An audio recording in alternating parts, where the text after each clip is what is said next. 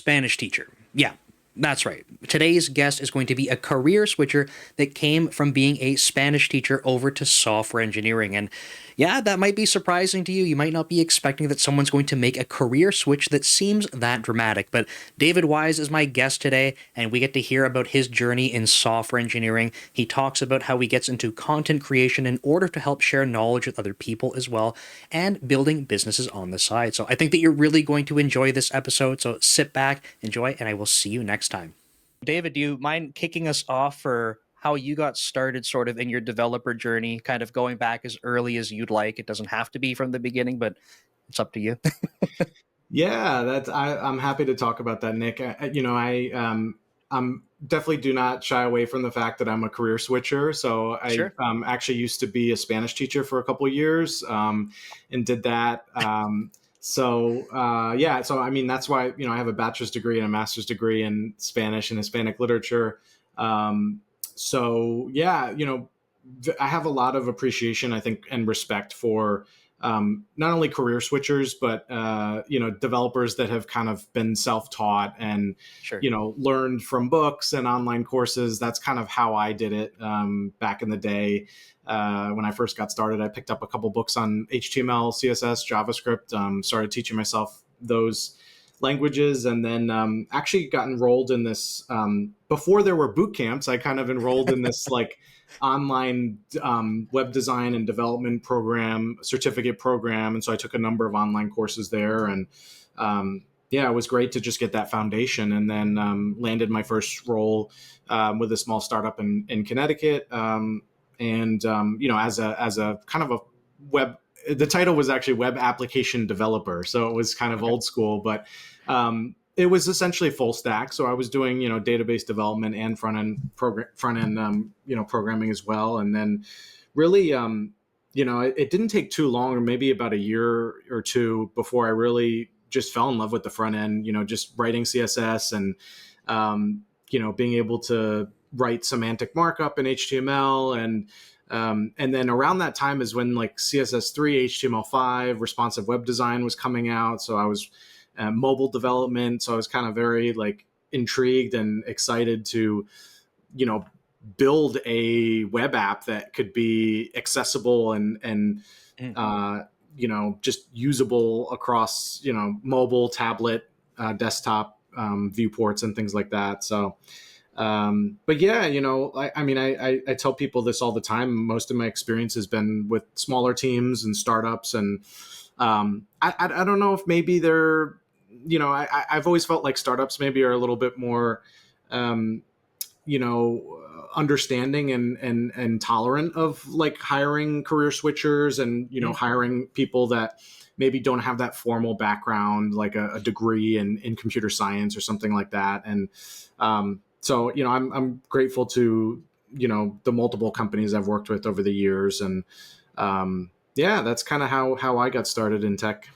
Before we continue on, this is just a quick reminder that I do have courses available on DomeTrain. If you're just getting started in your programming journey and you want to learn C Sharp, you can head over to DomeTrain. I have a Getting Started in C Sharp course. It's approximately 5 hours of content taking you from absolutely no experience to being able to program in C Sharp. And after that, I have my Deep Dive course, which will take you to the next level with another 6 hours of content so that you can start building basic applications. Head over to DomeTrain and check it out. Let's head back to the video.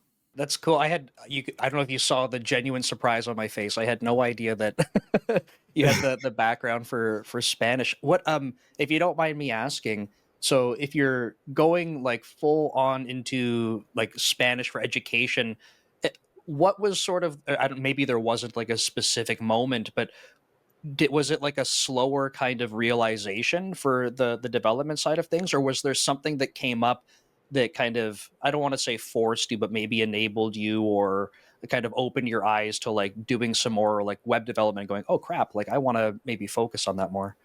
Yeah, I mean, and I've said this before, I think publicly, and I don't have any like issues bringing it up, but like I have tremendous respect for teachers, and I think especially in the U.S., I mean, being a teacher is super hard, and there's just a lot of factors that you have to deal with externally, a lot of pressure. And, to be honest, I was, teaching at a pretty affluent community in Westchester County, New York. And it was, the administrators were very hard on teachers. The parents Hmm. were very demanding as well, so there was a lot of pressure, and I felt like I couldn't just focus on the subject matter of Spanish and just teach. I had to worry about professional relationships with other teachers, with administrators, and obviously make sure that I have good relationships with parents and things like that. And so at the end of the day, I just felt like, as much as I love Spanish and teaching the language, I just don't know if I want to be a teacher and have to deal with all that stuff. And to be honest, there was a lot of you have to do a lot of preparation work. You have to do a lot of Hmm. lesson planning, grading. Teaching is not really one of those jobs where you can, um, just end your day and then go home. Like a lot of teachers will do work from home. They will, Hmm. and if you have a bad day or something, that you can very easily bring that home, and that can impact, your mood and your relationship with your partner and things like that. And Hmm. so, um, yeah. And so around that time is when I, like I said, started picking up some books on HTML, CSS, JavaScript, and teaching myself. And yeah, I mean, I think as I just slowly started to build websites and, um, become more comfortable with coding, I just, I was like, hey, I think I want to do this for a career. That's awesome. But I have never been a teacher, but one of my best friends, I remember when we were, kind of starting out in the workforce, his wife is a teacher, and I remember her talking about how like summer's off and stuff, and I remember thinking like that sounds like the best. Like that's got to be so easy. And when she was talking, because I had no idea, right? When she was talking about what goes into it, I'm like, okay, so you're telling me that there's what seems like zero support. You're kind of on your own. You have to put all of this together. Um, and then even more recently, I was volunteering at a high school for helping with computer science, and talking with the teacher, before and after class, realizing like you said, your day does not, it's not like the whatever the school time is. It's like you're going home, you're now, you might be grading extra stuff, you might be trying to be a little bit more open for some students to submit some stuff late just because of life happening and stuff. And Yeah. it's just a lot more outside of the school time, and I had no idea. I mean, started to understand this more after being not just fresh out of school, but the more exposed that I get to talking with teachers and stuff, the more that I realize, like, man, it's not easy. Yeah. Yeah. It is not. And, I mean, there were some, I, over the years, like I met and became friends with some teachers that had been in the industry for a long time, and Mhm. it was, significantly easier for them. They had a lot of lessons already planned and prepared and things that they could reuse. So, Sure.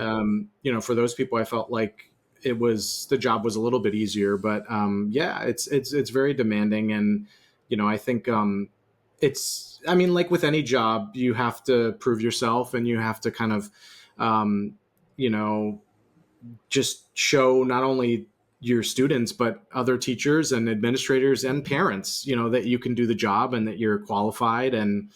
Um, and it is something that I think you have to continually get better at, as the Yeah. years go on, and learn new ways to reach students and to teach them and things like that. So Yeah, and I guess I'm curious about this because as a teacher, I am sure we've never talked about this, so I'm making assumptions, but I'm sure that uh, when you're trying to teach a classroom, there's going to be things that you might do that are, I'm going to call them like generic or apply to everyone, and then there's going to be probably many situations when you're working with students where you're like, I need to adapt what I'm doing for this individual because sort of I don't like using the word generic. I can't think of a better way to say it, but sort of the broader approach is not really working with this individual.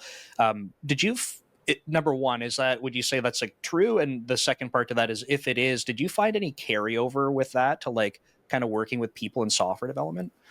yeah, absolutely. I'm glad you brought that up, actually, because, yeah, I think, yeah, I think it's something that you don't realize initially as a teacher. You kind of think Mm. like, okay, well, this is the lesson of the day, and this is how I'm going to teach it. And it hopefully everybody will understand it and learn from it. But you quickly That's the happy learn. path. Yeah, that's the happy path, and you can kind of correlate that to programming, I guess, if you want, with the happy path when you build things out. But yeah, I think you quickly realize that people learn in different ways, and sometimes your generic message or your kind of lesson plan for all, if you will, is not going to resonate with everybody. And so I think, you have to be willing to, in a way, like diversify your lessons and your teaching methods. Right. Maybe it's not all lectures, and maybe you do like some small group, like breakout sessions, or maybe you do, you have like an audio visual component in addition to like reading text out of a book. So it's not just one size fits all, if you will, right? And I think that recently, especially in my career the past few years, as I've gotten more into engineering leadership, I've really come to realize, like, wow, I was leading as a teacher, years ago, and I learned so much about what it takes to be a leader, and and how to effectively work with a diverse group of people on your team, on your software development team, right? And I think that when it comes to being an engineering leader, when it comes to being a manager, that's something that you have to learn really quick, is the fact that not everybody's at the same skill level. Not everybody is an extrovert. Not everybody's an introvert. There's different, people react differently. They have different, attitudes during team meetings, maybe, versus one-on-one meetings. So there's just a lot of, it's really the human element of software engineering and of working on a team at any company, right? People are people. They're unique, and they're different in their own right. And so you can't just work with everybody the same way. You can't conduct meetings the same way with everybody and expect the same results, right? So in a way, I'm very thankful of my time as a teacher, and just being able to draw those parallels between teaching and kind of leading now. And there's just a lot of lessons that I've taken from that, so I appreciate that. Yeah, no, that's really cool. I was thinking, like I said, I've never been a teacher formally, right? And thinking about some of the best teachers I've had, it's like one of the things that makes them really good teachers is that it's like they are leading, right?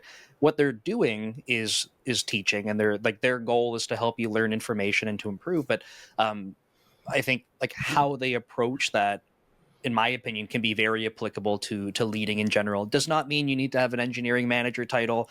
You don't need any title, but the how you approach that, the fact that it is situational, the fact that there's empathy, the fact that you are trying to pay attention to like basically signals of other people to go like, are we breaking through on this or not? I think a lot of that is very applicable into software engineering. I'm sure other fields and stuff too. I just don't have experience outside of software engineering, so. Yeah, for sure.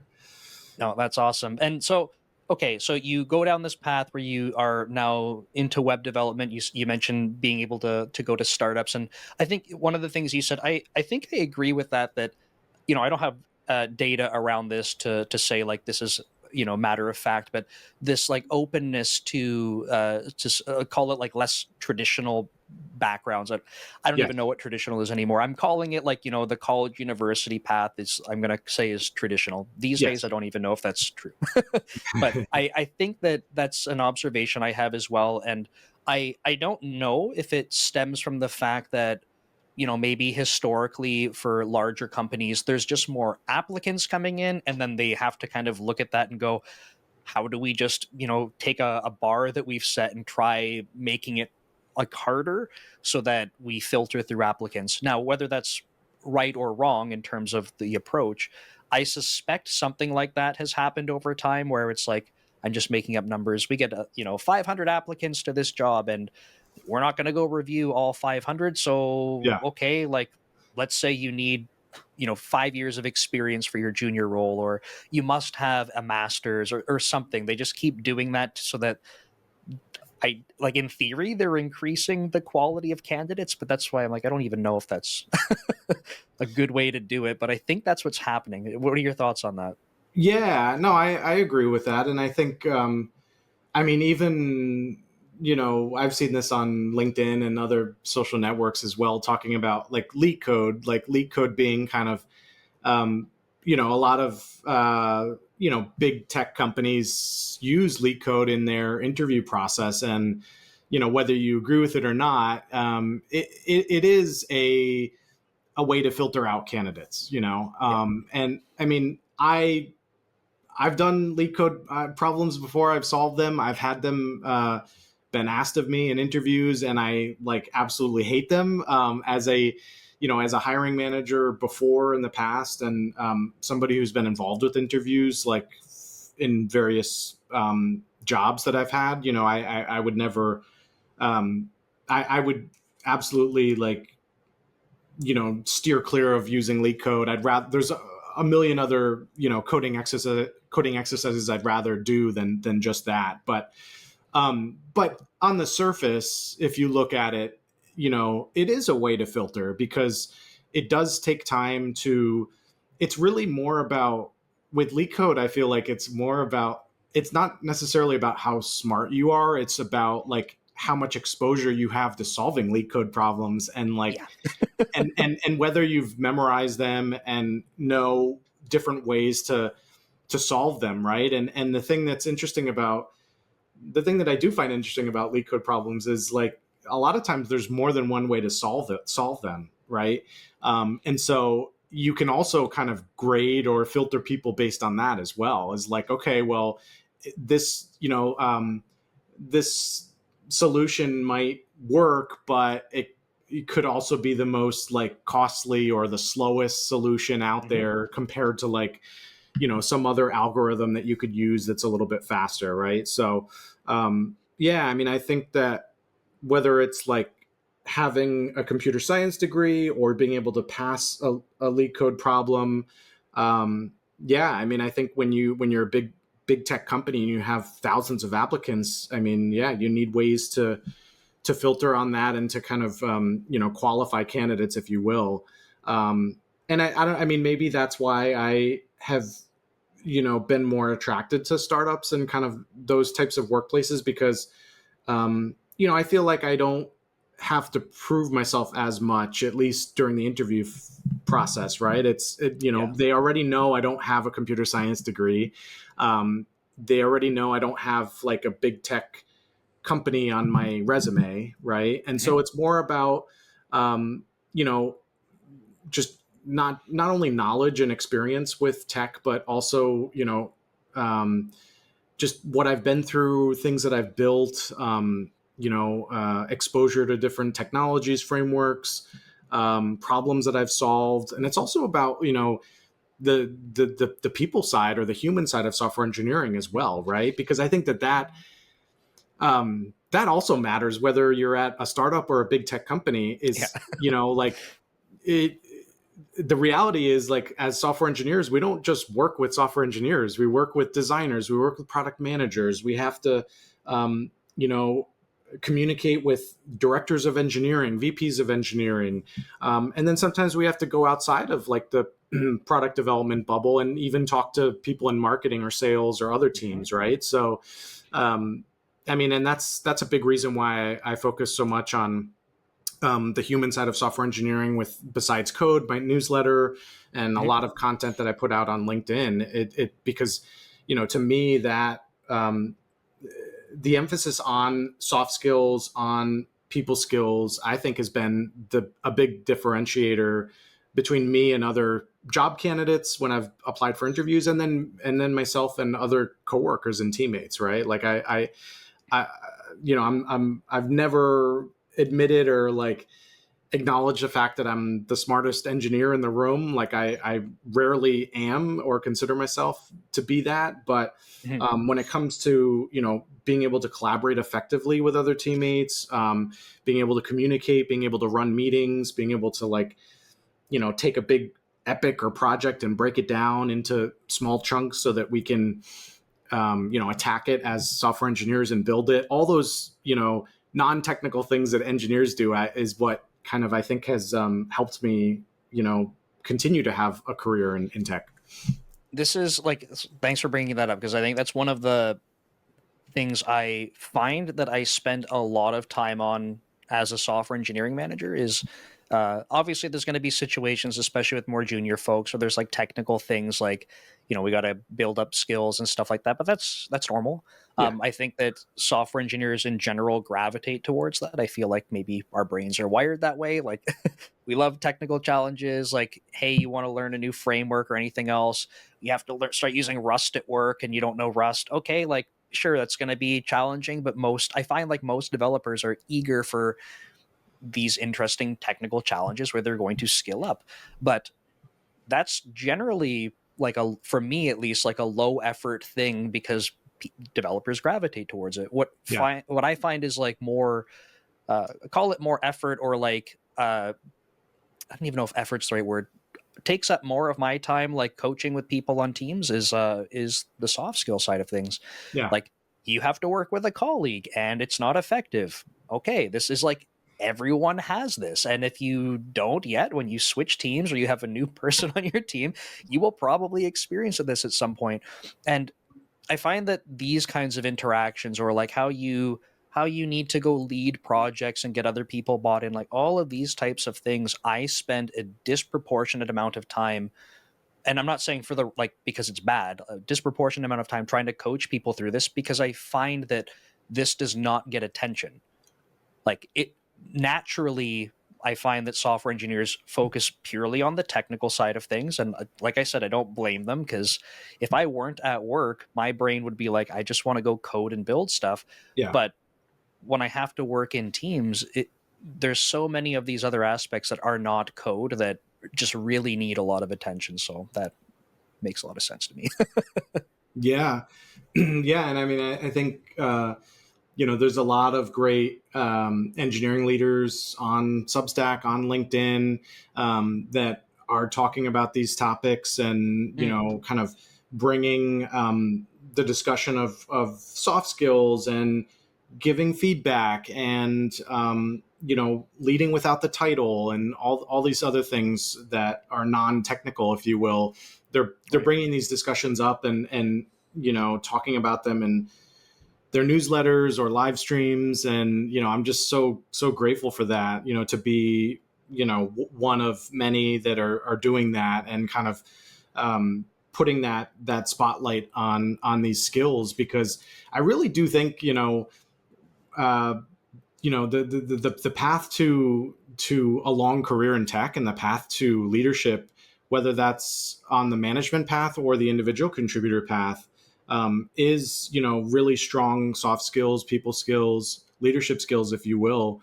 Um, Even, I mean, I've said this before, even like the most senior individual contributor, a principal engineer, if you will, or an architect, um, you know, yeah, those people might, they might go away for a while and like, just kind of be heads down coding and be in their own little bubble. But at some point, they're going to need to come out and they're going to need to share their ideas. They're going to need to get buy-in for the problems they're trying to solve, and if they want, what if they want their work to be integrated with the rest of the team, they're going to need to figure out ways to, um, to educate the rest of the team on what they're building and what they're doing, Yeah. and like I said, getting that support and that buy-in. And how do you do that? You have it goes way beyond code. You have to like have those communication skills. You have to be willing to present in meetings and have those healthy, sometimes contentious discussions about like technical trade-offs and Yeah. and things like that. So Can't Yeah, just tell people what to do. Like, here's my idea. Like, go off and go do it, and I expect it exactly. done in by next week. Exactly. Yeah, So yeah, I really like, I'm happy to be part of that dialogue, on the internet, as far as, talking about the human side of software engineering. And, there's just so many great people out there right now, leaders and content creators who are, um, you know, highlighting all these topics. And I just think it's great. So, yeah, and because that's like you said, there's no, you're not given a manual. There's no like book series that you can, purchase and read about this stuff. Like, um, and then even the traditional path with like courses at a university. I mean, there's no courses for this stuff, like, so that's it's all about like, absolutely not what was taught in school for me. Like, yeah, yeah, zero to do with that. yeah. And so, obviously learning on the job and learning, while you attempt to grow in these skills and be given more responsibilities, that's certainly a great teacher. But I think also, paying attention to those thought leaders on LinkedIn and subscribing to those newsletters and tuning into those live streams and those podcast episodes where people talk about these things, that's another, fantastic way to learn about these topics and to get exposure to some of these ideas. And, eventually, be given kind of the tools and the resources you need to then go back to your day job and, apply these things, right? Yeah, because I think I'm making a bit of an assumption here because, like I said, I don't have data on this stuff, so I'm trying to draw my own conclusions. But I find that when it comes to like building skills and things like that, when it comes to technical skills, we have like work we have to do, or we can go build a project. Like we basically can be proactive to go exercise and work on these skills. When it comes to things like soft skills, like for example, if it's like you need to work on conflict resolution, okay, like if you don't actively have something like at work where you're working through that, like how do you go practice that, right? So I think there's a lot of soft skills where um, unless you're actively in a scenario and you're trying to improve on it, like you may be, it's almost like you might be pressing pause on your ability to work on those skills. But I think to your point, by if that is the case where you're not actively working through something that you need to improve on, it's a soft skill. If you're reading about it, you're trying to watch, you're trying to absorb and just like get more knowledge around it, then when you are finding yourself entering a situation where you're like, oh, now I have this project I have to lead, or I've just started working, collaborating with a colleague, and like there's a bit of friction and I don't really understand why, you might start having more tools that you're like, okay, I remember someone talking about this where they said people, everyone's a little bit different in terms of how they work. Maybe I need to be more like sensitive to like, they're not just being a jerk. Like I need to understand how they're working and how they're communicating, and Yeah. like just having more exposure to these concepts can really help. But um so it's I guess probably an interesting journey for you going into like obviously web development from teaching into startups, and now you're also doing content creation. And I think like you said, like it really finding that there is like this network of individuals online that are talking about this stuff. So for you, like what's content creation looked like for you so far? Like how getting into this space where you're sharing ideas, like maybe what's the motivation behind that, or like how, like I would love to hear from you like all the interesting sort of things that you've encountered as you've started doing that more. Yeah, that's a loaded question there. Yeah. um, there's a lot of different ways I could take that and answer that. But no, I mean, I think like, you know, it, I mean, creating content, like creating content, starting your own side business, building an app, things, things, things like that we do. I think that a lot of software engineers do on the side, right? Mhm.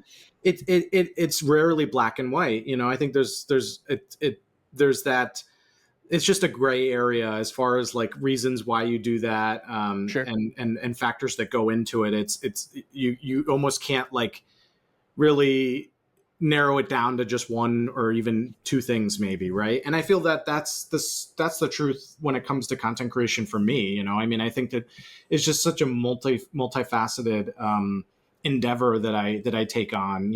I think part of it is, um, a big part of it is just my passion for helping other people and wanting to share my knowledge on certain topics, and I feel like that maybe is in large part due to just where I am in my career. Nearly Mm, like 20 years in tech now.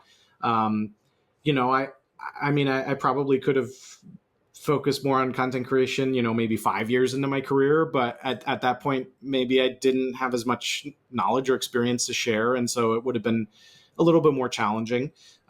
So yeah, I think a big part of it for me is like, is the teacher inside of me, I was wanting to thinking like that, yeah.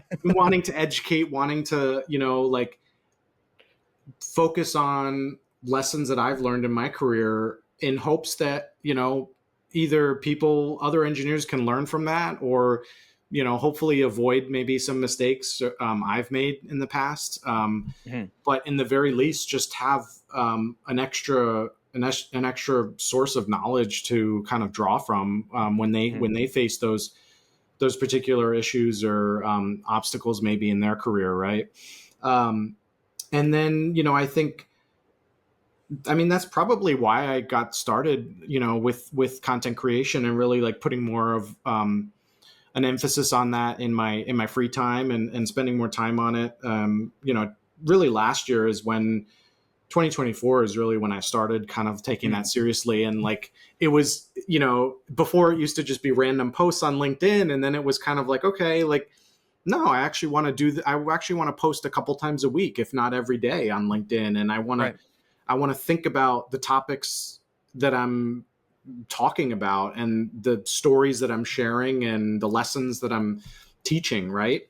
More Um, structure to it, right? Like make it not like an I don't know, afterthought or something, or it's like, oh, I happen to have an idea, but like be more conscious about like, no, I want to actually help other people with this.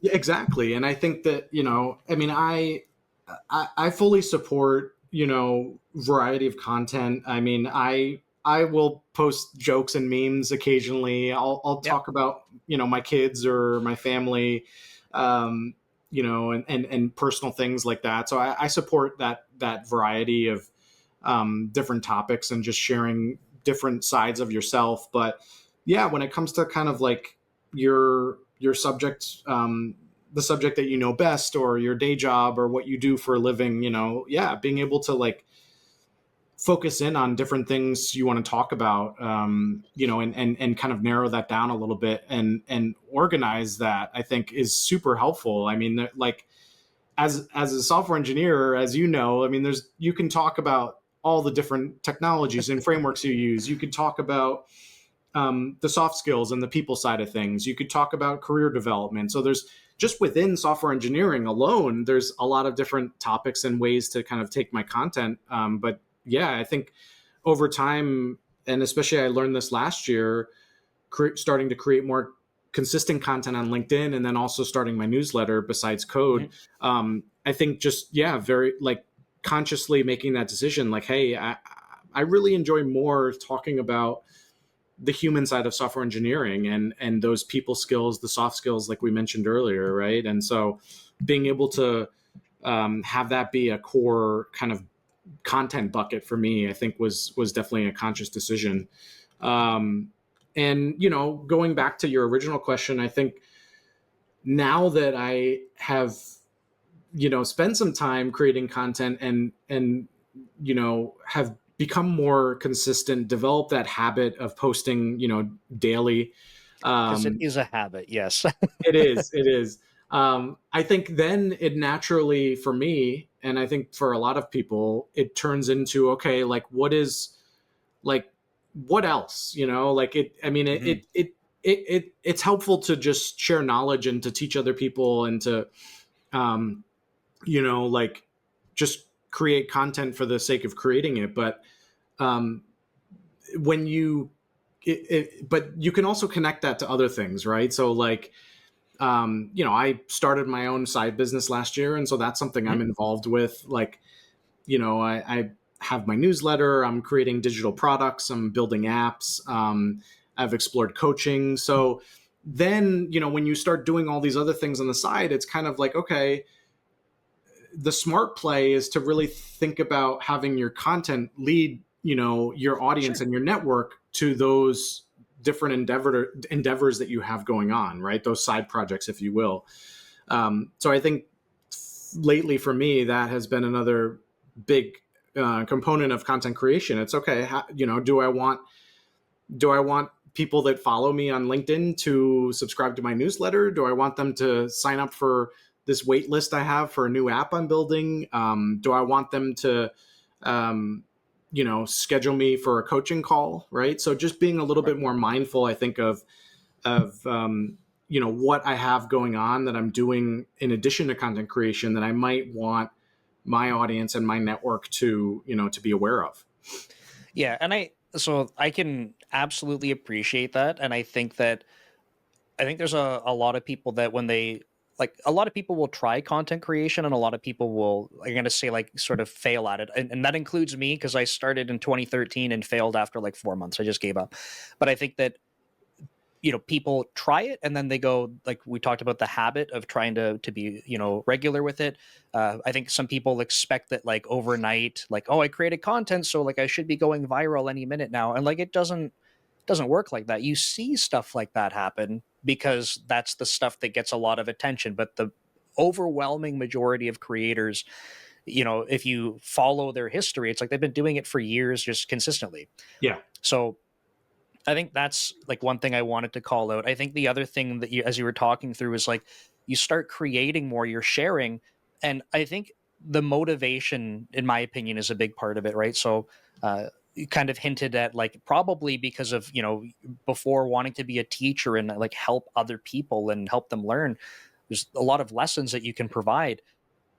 That as a motivator is very interesting because if you start going, okay, well, you said I want to offer coaching or I have a newsletter now, like you're providing more avenues for more information, more help, right? Yes. And I think that's super cool. I think maybe what some people, I don't know, like I feel like social media is like a two-edged sword because you'll see other people who go, hey, I happened to go viral or I happened to get a lot of attention.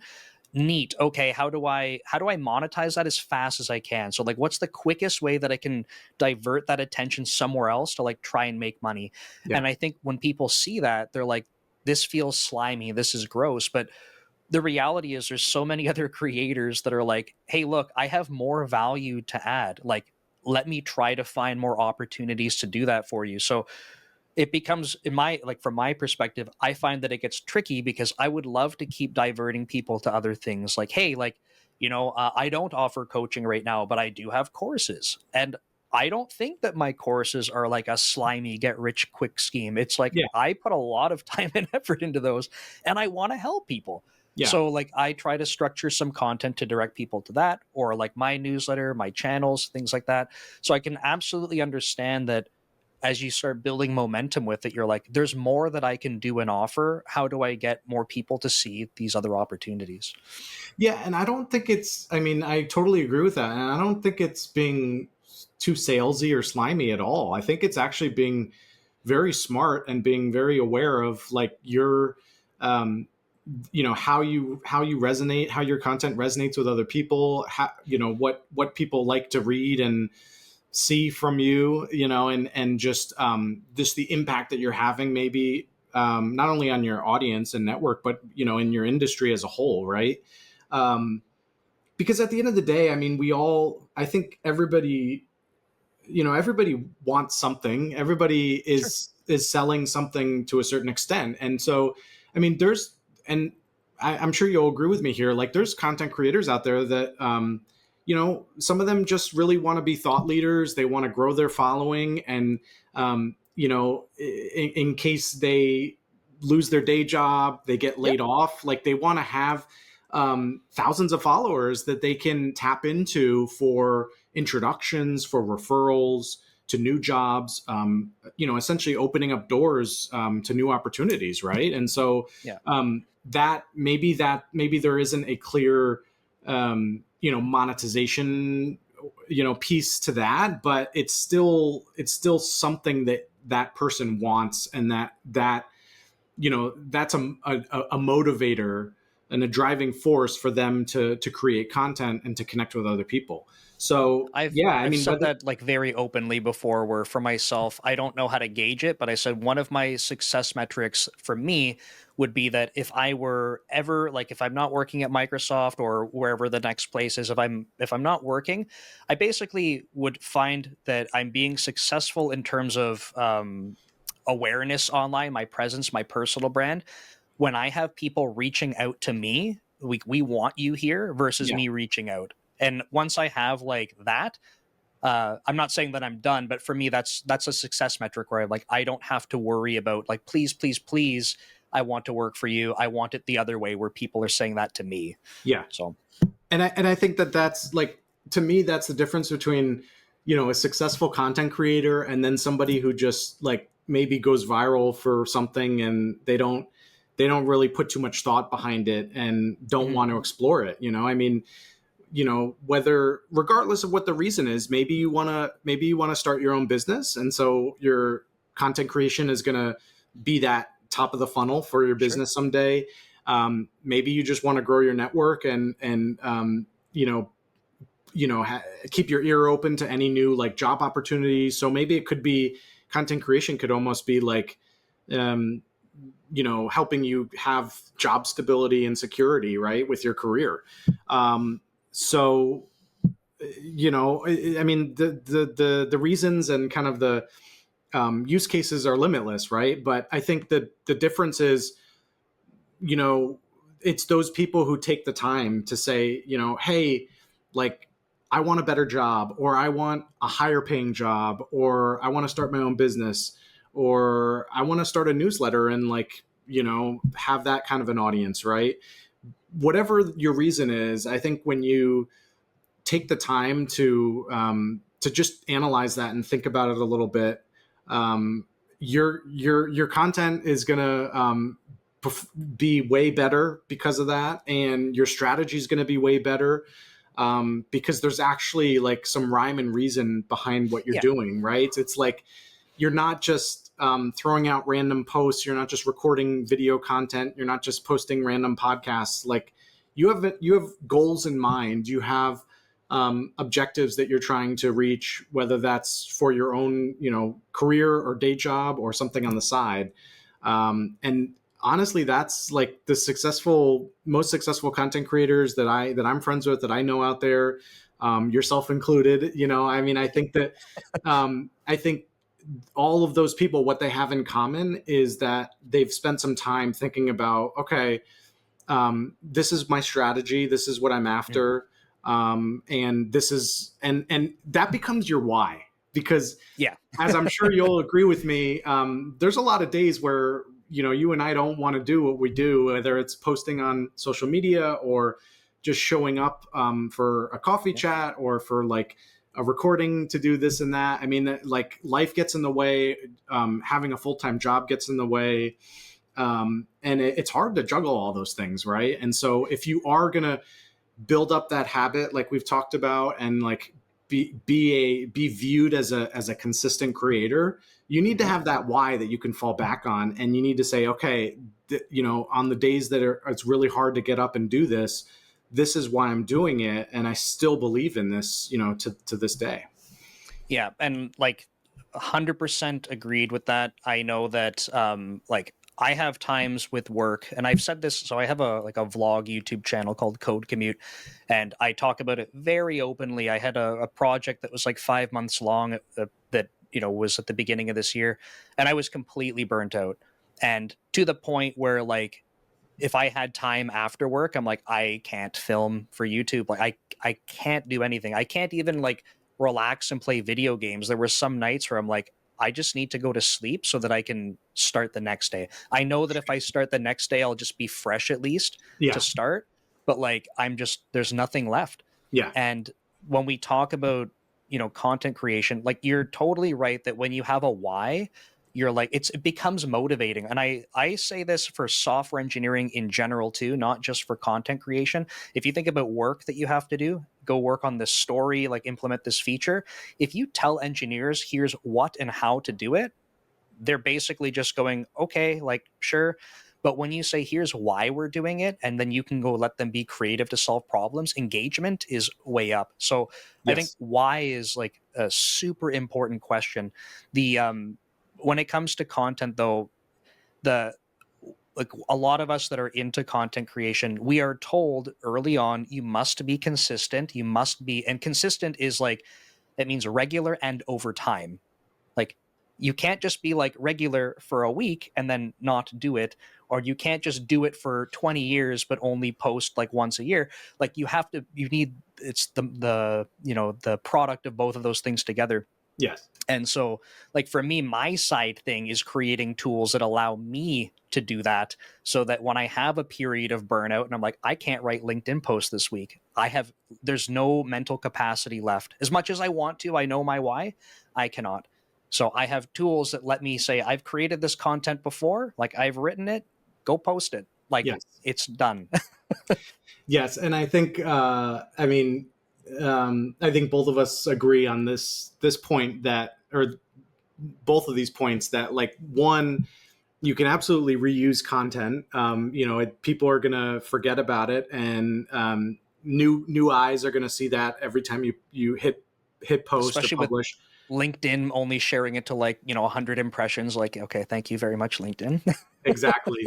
Um, and the other point is, just the fact of scheduling content and how much of a time saver that is, how it really can uh, make life a lot easier and just more manageable, especially when you do have that day job and then you have side projects as well that you're working on, and you want to be able to spend some time with your family or want to be able to go to the gym or do anything else, right? So I think those are like some very important lessons to learn early on as a content creator, is you know finding ways to reuse your content and to kind of continue to share that message, because the truth is, a lot of us, you know we need to hear a message multiple times before it really clicks and we understand it There and we is grasp it. science for that. I don't There have it at is. my fingertips, but there Yes. is science behind that.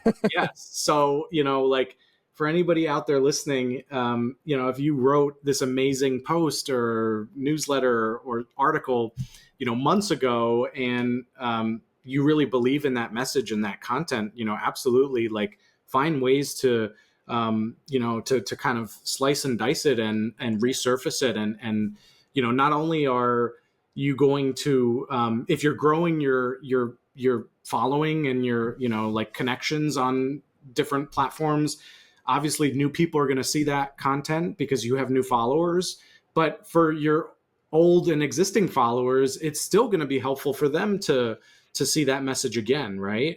Especially Yeah. if it's a core topic that you believe in and that you want to like promote and talk about, right? So yeah, I think that like, and really, the other thing I wanted to say about content creation is, whether it's the lesson of reusing content or the lesson of, like, how helpful it can be to schedule content, you don't learn those overnight, and it does take time to learn that. And I think that, like with a lot of things in life, you just got to get started, and you got to, like, just like, put yourself out there and see how it goes. I mean, that's, I'm also building, like, SaaS apps on the side and exploring that and learning from that. And it's like, you don't, like, I'm not going to learn just by thinking about it in my head and, like, Yeah. planning it out. Like, you have to do it and put yourself out there. And Yeah. so, That's a but cool idea. Like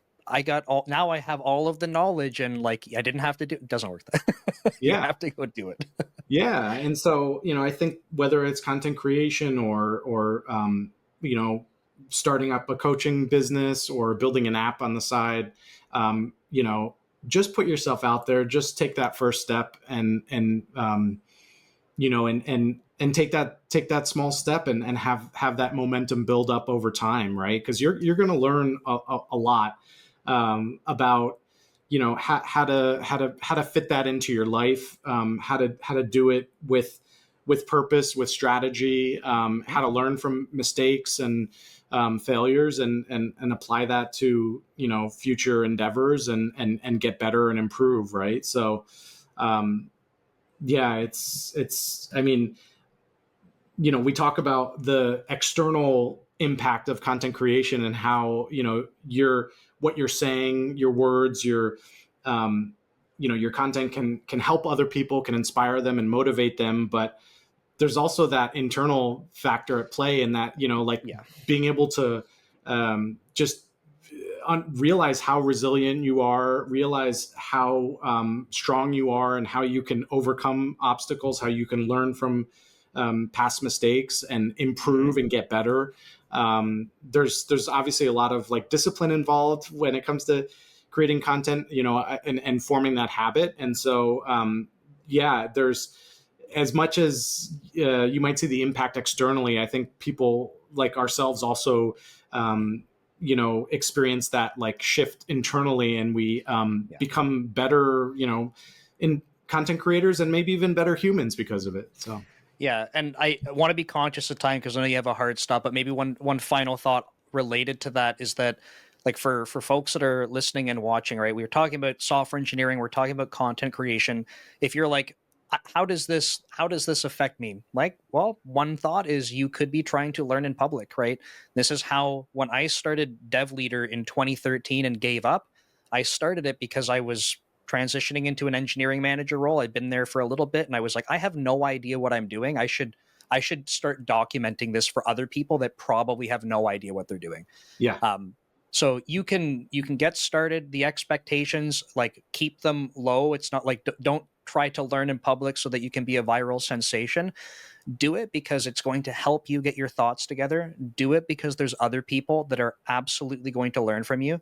And like David was saying, you can build up this habit, you can build up this sort of skill. You're doing internal reflection, you're organizing your thoughts and sharing. Like, it's really powerful, and you may not realize that until you kind of get started. But David, I wanted to say thank you so much for joining me here. I'll get links and stuff from you after to put into the notes, but do you want to share with people like how they can reach out to you, where to find you, and the different things that you're offering? Yeah, so I'm always happy to connect with new people on LinkedIn. And like I said, I have a newsletter on Substack, besidescode.com. And yeah, just really happy about the direction that is heading right now, and being able to not only write about the topics that inspire me and kind of motivate me to be an engineering leader nowadays, but also I'm excited to have guest posts and to have other writers on to kind of highlight their thoughts and their journey as well. So yeah, the LinkedIn and Substack are really the best places to reach me right now. Awesome stuff. Okay. I will get those links from you after, make sure they're included. And if there's anything that you missed, then we'll add that too. But David, thanks again. I really appreciate the time. Awesome conversation. I love doing this. So thank you. Yeah, thanks, Nick. Appreciate it.